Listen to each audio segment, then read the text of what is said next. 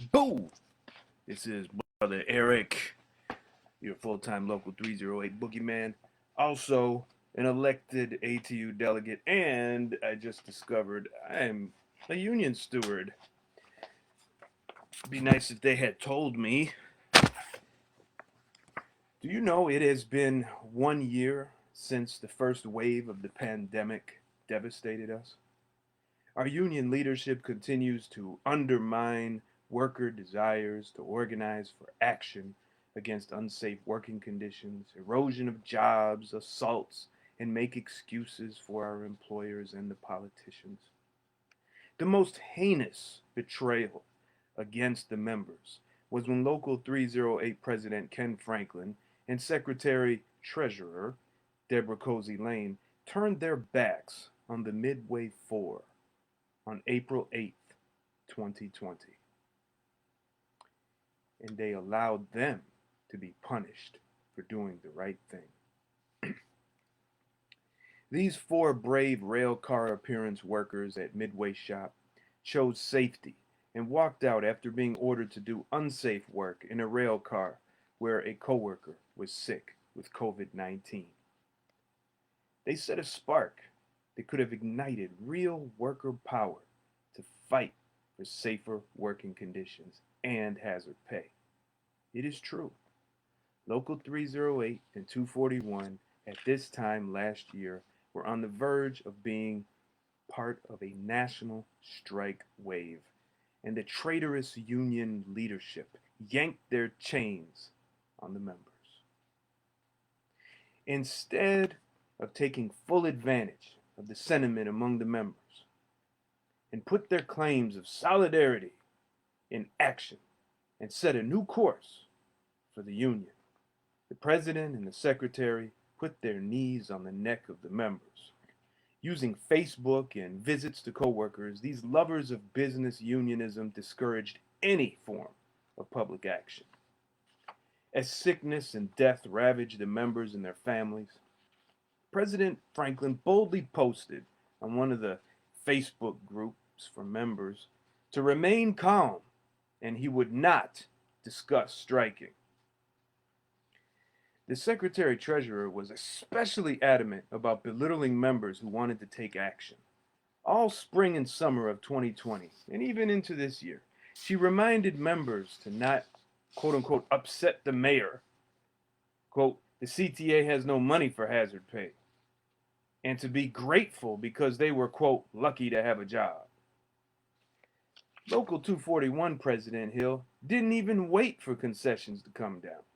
Early during the pandemic, he actually visited garages with CTA executives to tell bus operators they should be happy to allow the managers to take them off of their picked runs and put on the extra boards. This traitorous violation of picking rights was justified by claims that the CTA chiefs would make sure we have a good contract for our sacrifice. This occurred on the rails too, more or less.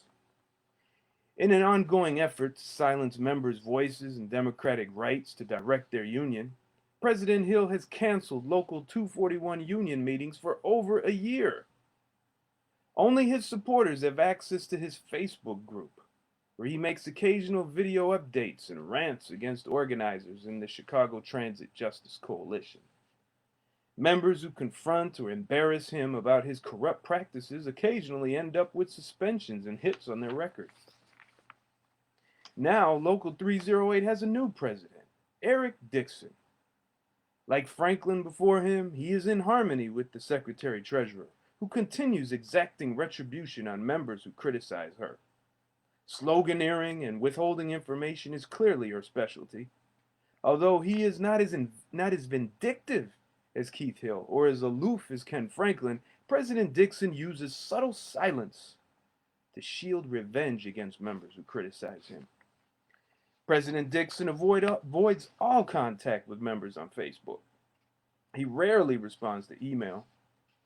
Reachable mostly in person and by voice telephone, he has mastered being unaccountable. With very little in writing, he says anything he wants to please the members, but none of it is part of an official record of which he can be held accountable. In just a few months, President Dixon has violated numerous Local 308 bylaws and declared his unilateral personal power to impose his will upon the members.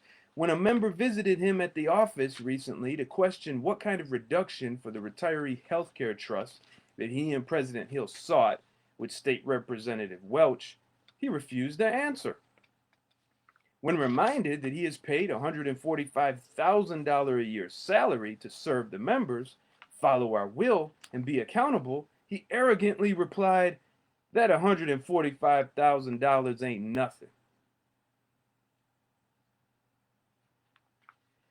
As passengers in Local 308 RTOs, servicers, CAs, janitors, and supervisors endure daily assaults, President Dixon remains practically silent. Although he claims to be talking about this issue in secret meetings with CTA security and top executives, the working conditions are worsening. Like Franklin before him, he refuses to help members organize protests and actions. He insists on being in control and doing things his way, which is against union democracy. Both he and President Hill refuse to allow members to witness what they do in our name during their alleged quote-unquote contract negotiations. Everything is a secret for them. 1 year later, things are much worse for the unions. Members are still getting sick.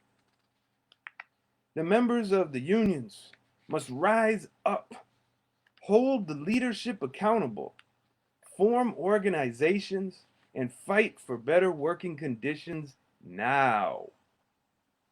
Elections are only a tiny part of the solution. The members do not need benevolent dictators. They need humble servants. They need to raise up new, unelected, and elected leaders who will help them fight back, not just in front of arbitrators, but on the streets and at work. Members of Local 241 and Local 308 must barrage the presidents of our locals with phone calls and emails reminding them to serve the members, give back our democratic rights to govern our union, or resign. The real solution is in the hands of the members to organize action and win public support. The terrible destiny toward death and disaster for our members in our unions can be averted if the members take control of the unions. Thank you for listening to this important message. I hope it inspires you to stand up, believe in yourself, stop looking for a leader and a salvation from outside. Look at the person in the mirror and tell them, we are the union. Peace.